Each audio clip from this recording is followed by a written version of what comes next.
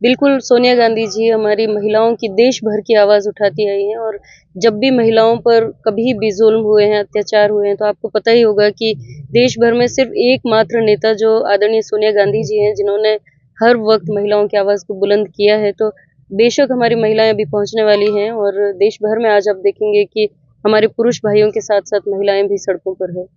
तो आप अलग से भी कुछ आंदोलन करेंगी कुछ महिलाओं को लेकर के? देखिए हमारी आदरणीय नेता जो हैं वो सिर्फ़ महिलाओं की नेता नहीं है, वो देश भर की नेता हैं और चाहे हमारे पुरुष भाई हों, चाहे महिलाएँ हों, सभी लोग मिल कर के देश भर में ये जो माहौल चल रहा है देश में लोकतंत्र को ख़त्म करने का, जिस तरीके से बिना वजह किसी को बिना किसी रीज़न्स के डराना, धमकाना और इस तरीके के ईडी का पहुँचना, ये मैं समझती हूँ कि ये अत्याचार है और इसके खिलाफ़ हर इंसान को आज दबी ज़ुबान में वो इसका विरोध कर रहा है। कुछ लोग बाहर आए हैं, कुछ घरों में भी विरोध हो रहा है, वो आपको धीरे-धीरे सड़कों पे भी नज़र आएँगे।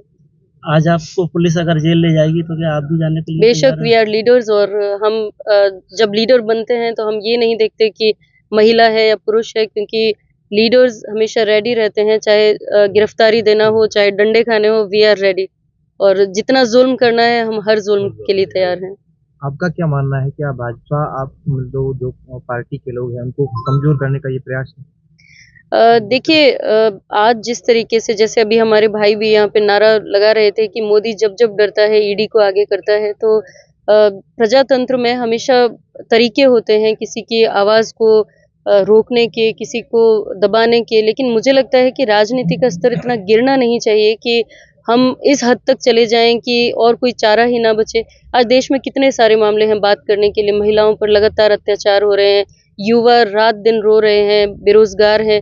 आज आप देखिए कि कोई भी माता-पिता है वो अपना पेट बाँध कर के बच्चों को परवरिश देता है, उसके लिए उसे काबिल बनाता है। जब युवा उस वक़्त पे आकर के ये कहता है कि हम बेरोज़गार हैं और हम अब मतलब वो निहत्था अपने आप को महसूस करता है कि मैं आज अपने माता-पिता के लिए कुछ भी नहीं कर पा रहा हूँ। तो देश में कितने सारे इश्यूज़ हैं जिन पर हमें आज बात करनी चाहिए। लेकिन दुःख होता है, तकलीफ़ होती है कि एक अलग डायरेक्शन में देश को ले जाया जा रहा है, धार्मिक सांप्रदायिकता की ओर ले जाया जा रहा है, भाइयों को भाइयों से लड़ाने की बात होती है, जाति धर्म की बात होती है, ईडी की बात होती है। मुझसे पूर्व वक्ताओं ने अध्यक्ष जी ने भी अभी कहा कि ईडी कोई जानता तक नहीं था कि ईडी क्या है, लेकिन आज गाँव में, ढाणी में लोग जानने लगे हैं कि अच्छा ईडी आ गई है। लोगों को पता है, मेरी महिला बहनों को जो गाँव में दूर-दराज की ढाणियों में बैठी हुई है, उन्हें भी आज पता चल गया है कि ईडी क्या है, इनकम टैक्स क्या है। तो ये ज़ुल्म इस हद तक नहीं होना चाहिए। बेशक इनकी कहीं न कहीं जहाँ ज़ुल्म हो रहा है, जहाँ अपराध हो रहे हैं, वहाँ इनको हमें यूज़ करना चाहिए ताकि लोगों का जो भरोसा है, वो कानून पर बना रहे। वेस्ट बंगाल में जिस तरह से हिंसा हुई, उसको लेकर आपका क्या मानना है? देखिए हिंसा की तो मैं समझती हूँ चरम सीमा है, चाहे वेस्ट बंगाल हो, चाहे मणिपुर हो, कितने सारे ऐसे इश्यूज़ हैं जिन पर हम अगर बात करें तो वक़्त कम पड़ जाएगा। लेकिन बस यही कहूँगी कि हमारा जो कानून है, हमारी जो ये इस तरीके की व्यवस्थाएँ हैं लोकतंत्र को बचाने की, उसको ख़त्म ना किया जाए। देखिए ईडी के छापे तो कांग्रेस वालों पे काफ़ी सालों से पड़ रहे हैं। लेकिन जैसे कि मोदी जी कहते हैं कांग्रेस एक पार्टी परिवार की पार्टी है।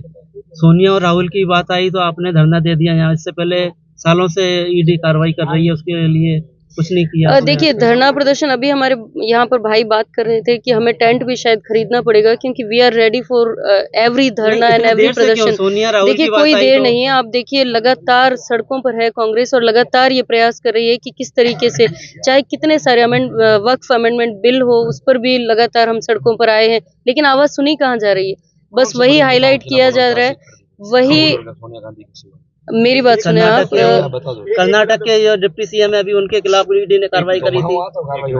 देखिए विरोध सिर्फ और सिर्फ विपक्ष पर हो रहा है। कितने बीजेपी के ऐसे लीडर्स हैं जिन्होंने भी कई ऐसे गलत काम किए हैं, लेकिन उन पर कहाँ पर ईडी गई है या कहाँ चार्जशीट पेश हुई है, तो उस चीज़ को हमें समझना पड़ेगा। और हम आपसे भी मीडिया के भाइयों से भी ये उम्मीद करते हैं कि आप हमारी वॉइस को रेज़ करिए, न कि उस वॉइस को दबाने की प्रयास कीजिए।